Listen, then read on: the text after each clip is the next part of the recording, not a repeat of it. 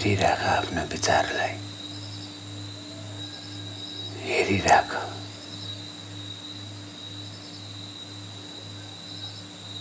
केही बोलेको बोलै छ। कहिलेकाहीँ तिमी चाहेर विचार गर्छौ, स्वेच्छाले विचार गर्छौ, अरू बेला आफै चलिरहन्छ। एक त तिमीले चलाउन सक्छौ र चाहेको कुराप्रति फोकस गरेर केन्द्रित भएर विचार गरिरहन सक्छौ, र अर्को आफू नबोले पनि, आफूले केही नगरे पनि केही न केही बोलेको बोलै छ। साँच्चीकै बोल्ने अवस्थामा त यी विचारहरूलाई नै, आफैले गरेका विचारहरूलाई नै वाक्यमा, शब्दमा उतारेर, उच्चारणमा उतारेर बोल्ने हो, आवाजमा उतारेर बोल्ने हो। यत्तिकै बोलिँदैन।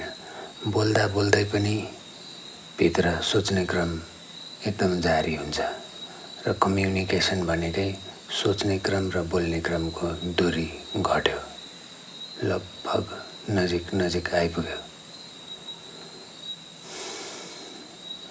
विचारका धारा 24 घण्टा चल्छन्, तर बोल्ने 24 घण्टा चल्दैन।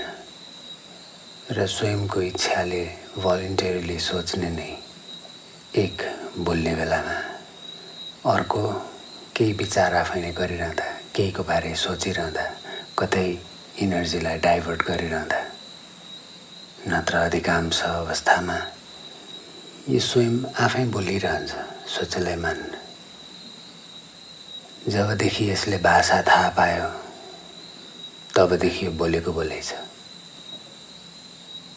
र यदि गरी यसले बोलेको तिमीले सुन्छौ भने तिमी भिन्न छौ, योभन्दा पृथक छौ, फरक छौ। र यदि गरी यसले बोलेकोलाई निहालिरह्यो भने अचम्म छ, यो शान्त हुन्छ। यसलाई नहेर्दा यो बोलिरहन्छ, र यसलाई हेर्दा यो शान्त छ। कोही बेहोसीमा होस्, यो बोलिरहन्छ। कोहीले त्यो बेहोसीलाई देखोस्, देख्ने मान्छे होसमा आइहाल्छ। देख्न सकिँदैन र त बेहोसी। विचार दौडिरहन्छन्, देख्न सकिँदैन कि तीसँग एक भइहालिन्छ, त एक भइहालिन्छ।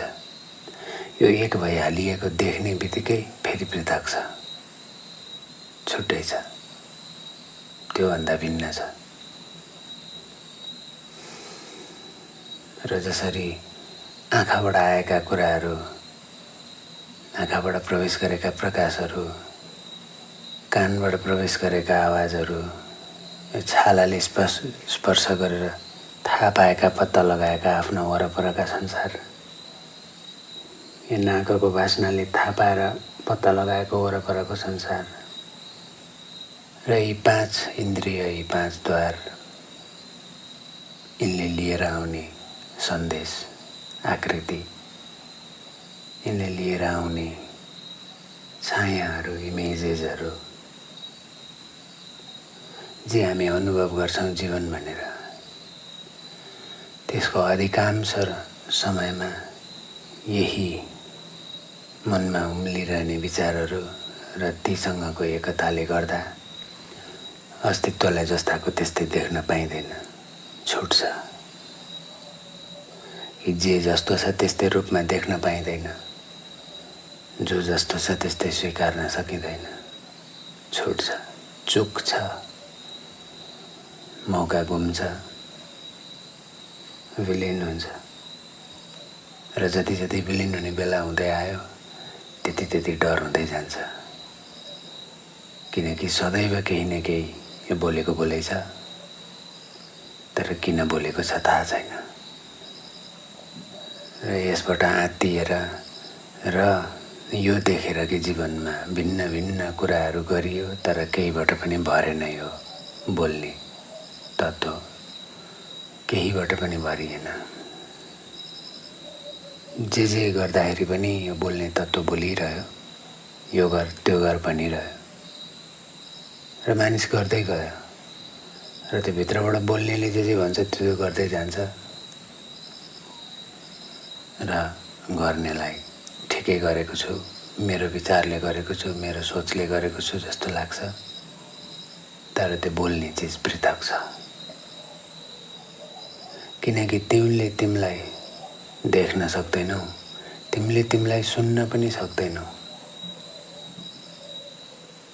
त्यसैले अरू कोहीले बोलेको तिमीले सुन्ने हो, तिमीभन्दा अरू कोही पृथक तिमीले देख्ने हो।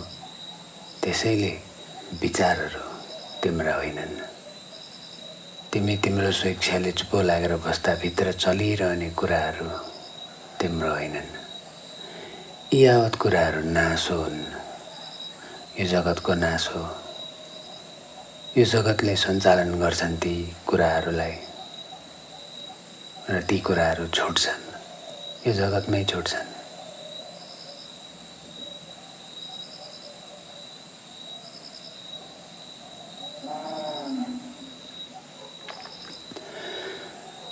त छुट्ने क्रममा जे तिमी होइन त्यो छुट्छ, जे तिम्रो होइन त्यो छुट्छ। विचारलाई हेर्दै जाने भने जे तिमीले चाहेर बाहेक आएका कुरा छन् ती सब तिमी होइनौ। र यो थाहा पाउने बित्तिकै कि जे तिम्रो इच्छा विपरीत, तिम्रो ऊर्जा, तिम्रो इनिसिएसन बिना तिमीले सुरु नगरिकन जे तिमीभित्र चलिरहन्छ त्यो टेम्पोररीली मात्रै छ। यो देखिन्छ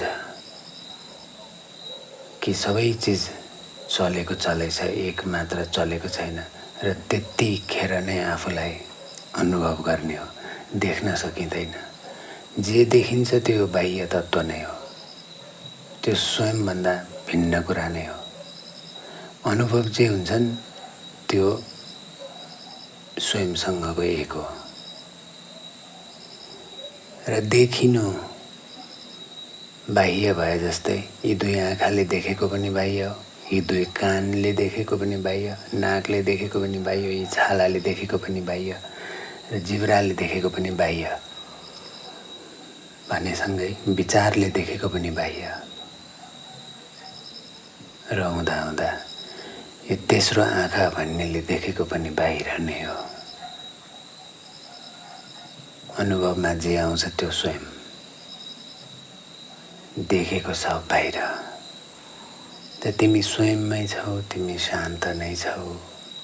त्यसैले त जस्तो अवस्थामा छौ त्यही नै हो रिजल्भिङ पोइन्ट, त्यही नै हो शान्त अवस्था, स्थिर अवस्था, आनन्दको अवस्था।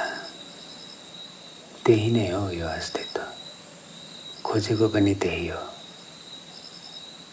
र त्यो मात्रै छ।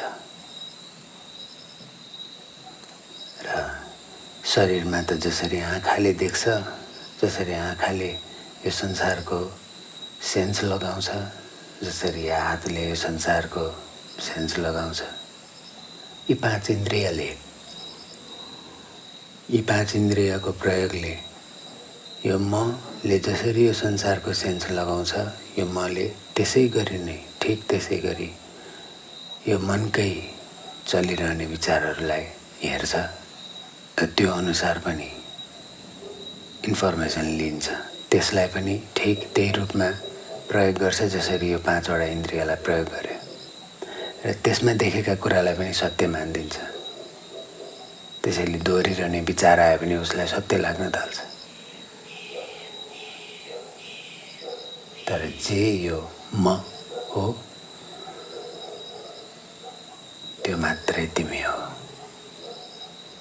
अरू सब सुरुमा एक्सटर्नल हो र जब यो म हराउँछ तब फेरि बाँकी सबै स्वयं नै हो। यो भिन्न आयाम हो, यो भिन्न डिमेन्सन जीवनको।